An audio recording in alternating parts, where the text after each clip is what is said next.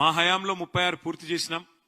మీ ప్రభుత్వం వచ్చిన తర్వాత వాటిలో కొనసాగింపుగా ఇంకా 10% 15% పని మిగిలితే వాటిని మీరు పూర్తి చేసి రిబ్బన్లు కట్ చేస్తా ఉన్నారు.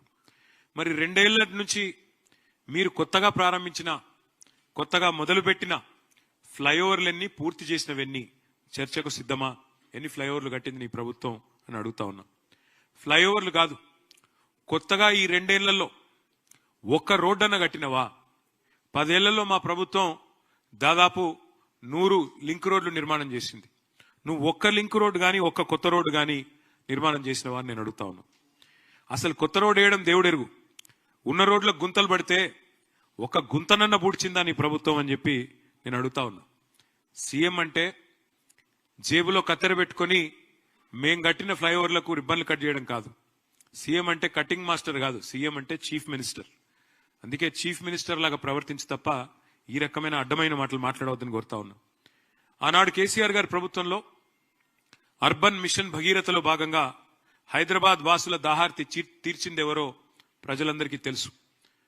ఇవాళ నేను అడుగుతా ఉన్నా రేవంత్ రెడ్డి గారిని, మళ్ళీ మంచినీటి కష్టాలు తెచ్చి వాటర్ ట్యాంకర్ల మీద ఆధారపడే పరిస్థితి తెచ్చింది నీ కాంగ్రెస్ ప్రభుత్వం, అవునా కాదా?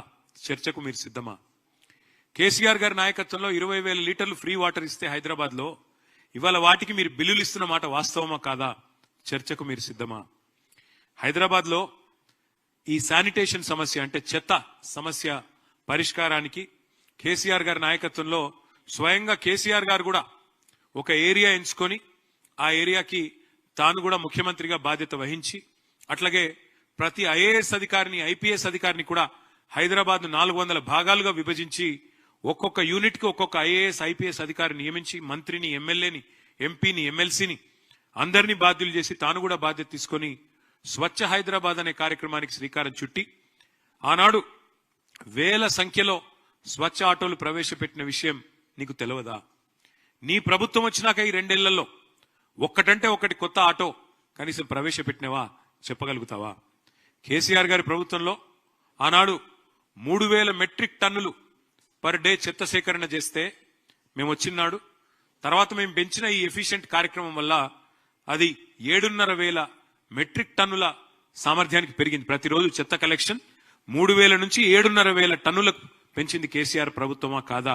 అసలు నీ ప్రభుత్వం వచ్చినాక నువ్వు శానిటేషన్ మీద చేసింది ఏంది చెప్పే సత్తా నీకుందా అని అడుగుతా ఉన్నా. అట్లాగే మా ప్రభుత్వం ఉన్నప్పుడు కేసీఆర్ గారి నాయకత్వంలో స్వచ్ఛ సర్వేక్షణ అని కేంద్ర ప్రభుత్వం ఒక పథకం చేస్తుంది, ఒక సర్వే చేస్తుంది. స్వచ్ఛ సర్వేక్షణలో మా మున్సిపల్ డిపార్ట్మెంట్ ఆనాడు 34 అవార్డులు సాధించింది. బెస్ట్ మెట్రోగా హైదరాబాద్ అవార్డులు సాధించింది. 5 ఏళ్ల పాటు వరుసగా best quality of living in India ఉన్న నగరం ఏంది అని మెర్సర్ అనే సంస్థ సర్వే చేస్తే నంబర్ 1 సిటీగా హైదరాబాద్ వచ్చింది. ఈ అన్ని విషయాల్లో చర్చకు నువ్వు సిద్ధమా నేను అడుగుతా ఉన్నా. మా ప్రభుత్వం ఉన్నప్పుడు స్ట్రాటజిక్ నాలా డెవలప్మెంట్ ప్రోగ్రామ్ అని పెట్టాం. ఒక 2,000 కోట్లు ఖర్చు చేసినాం. నీ ప్రభుత్వం వచ్చినాక రూపాయి ఖర్చు చేసినావా ఎస్ఎన్డిపి కింద? నేను సవాల్ చేస్తున్నా, చర్చకు సిద్ధమా అని అడుగుతా ఉన్నా. 10 ఏళ్లు కేసీఆర్ గారి నాయకత్వంలో హైదరాబాద్ ను ఒక క్లీన్ సిటీగా తీర్చిదిద్దితే ఇవాళ దాన్ని మురికి కూపం చేసింది నీ ప్రభుత్వం కాదా? ముఖ్యమంత్రిగానే కాదు మున్సిపల్ మంత్రిగా కూడా మీరు విఫలమైన మాట వాస్తవమా కాదా నేను అడుగుతా ఉన్నా. 10 ఏళ్లలో కేసీఆర్ గారి ప్రభుత్వం 1,00,000 డబుల్ బెడ్రూమ్ ఇల్లు కట్టింది హైదరాబాద్ లో. ఒక్క హైదరాబాద్ లో 1,00,000 డబుల్ బెడ్రూమ్ ఇల్లు కట్టింది. ఇవాళ నేను రేవంత్ రెడ్డి గారిని అడుగుతా ఉన్నా, మేము 1,00,000 డబుల్ బెడ్రూమ్ ఇల్లు కడితే నువ్వు కనీసం ఒక్క ఇల్లు కట్టినావా 2 ఏళ్లలో హైదరాబాద్ లో? దమ్ముందా? సమాధానం చెప్తావా? చర్చకు వస్తావా నేను అడుగుతా ఉన్నా. ఒక ఇల్లు కట్టలేదు కదా, ఇంకా 1000 ఇండ్లు